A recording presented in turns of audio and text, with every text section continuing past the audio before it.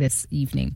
Well, it is a Thursday, and at 5:45, we always engage in critical conversations which really try to get us to understand some of the pivotal moments and pivotal changes that leaders experience, that businesses tend to experience, and of course that we need to observe as Afropolitans who are keen and eager to understand the business dynamics. And when we talk about land reform, a very emotive issue, so often we so quick to jump to the policy, to understand the layout, and of course get stuck into the emotional elements and conflict that often arises. But what if I told you that there's an organization called the Vumelana Advisory Fund, which is a non-profit organization which looks to assist beneficiaries of the land reform program to develop their land in an effective and sustainable way? I think that's exactly the answer that we need to many of our challenges in South Africa today.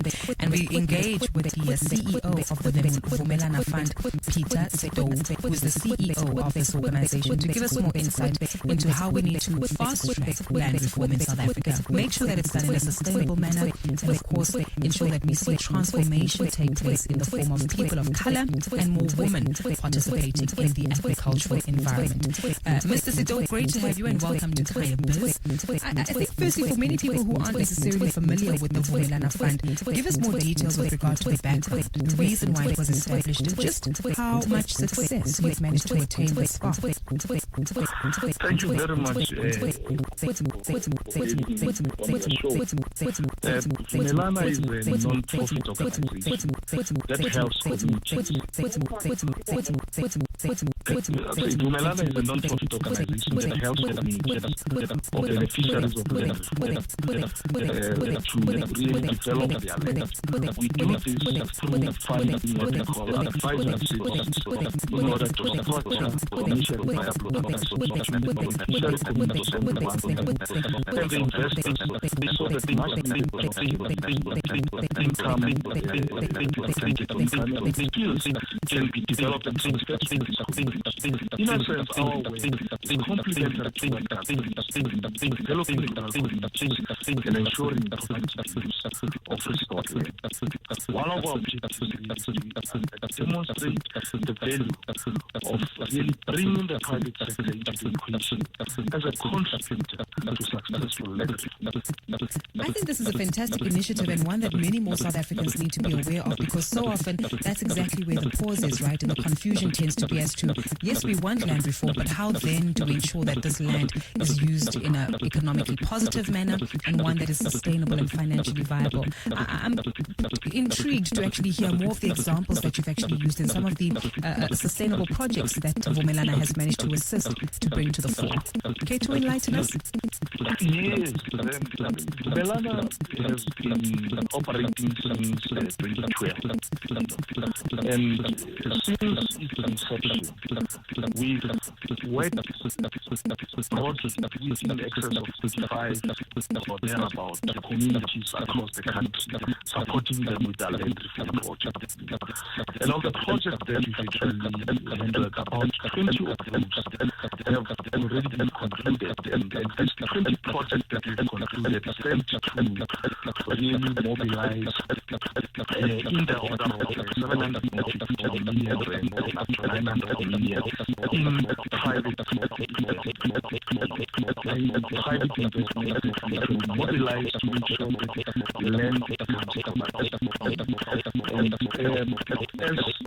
and currently there's in the order of around 19 federal projects that are currently under the discussion. And once these projects are concluded, we hope to raise in the order of at least 2 billion in private capital that we will be putting into this project. Because understand why we are doing this.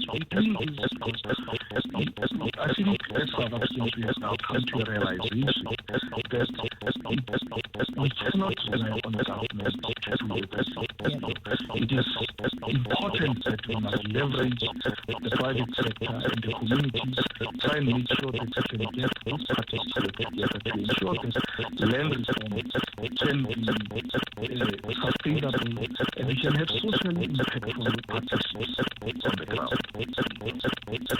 Cosmopolitans, if you've just joined us, you are listening to Kai Biz, and we are speaking to Peter Setou, who is the CEO of the Vumelana Fund, a non-profit organization which looks to assist beneficiaries of the land reform program, making sure that they cultivate their land adequately, that they participate in this particular sector and make it financially sustainable. Peter, there's something so critical that you've highlighted here, is the participation of the private sector, but also making sure that there's a social impact that is made. I'm thinking of drives to outward areas, whether it's within Limpopo or the KZN province, where I've witnessed women who participate in the agricultural sector and literally abokoko abalimai, and they themselves provide food for their communities, for their families, and try to make it economically viable for themselves. How, through the Vumelana Fund, have you managed and tried to drive these enhanced participation of more women within the agricultural sector? How are we going about it, and just exactly how much more needs to be done? Google, I think outright it's important to highlight the fact that the Vumelana project that we are focusing on meant to ensure that we can create income, jobs and skills, particularly for the rural communities. So most of our work is in the rural communities. And as you can imagine, the majority of people who are actually staying in the rural areas are actually women. So our project, as it were, really impacts positively on people who really matter. And here we are actually talking about women. And if you look at what we've done over the years, we are looking at in excess of 70,000 hectares of land that is actually put to productive use in the rural areas. And this really impact positively on job creation in those affected areas. That's benefiting just over or rather in the region of 15,000 beneficiary households. And that's the majority of the women are actually women. Having said that, one needs to really accept that there's a challenge in terms of women involvement and really taking leadership roles in agriculture as it were. There are a number of reasons why a lot of this stuff is quite historical. However, the current new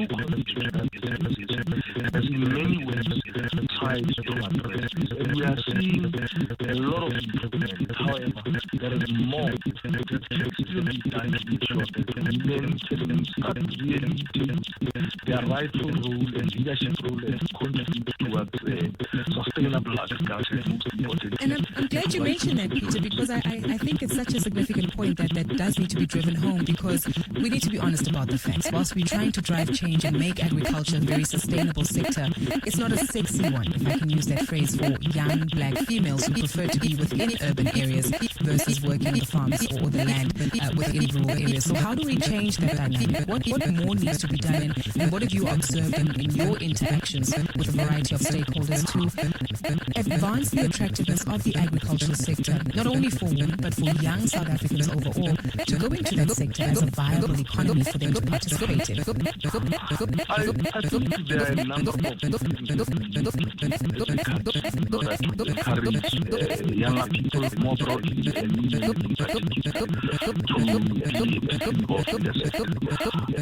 and one is correct. There's a myth out there that women are not involved in agriculture. I think the challenge is women are involved in agriculture. The challenge that we have as a country is ensuring that women leadership roles in agriculture. We've got to need to and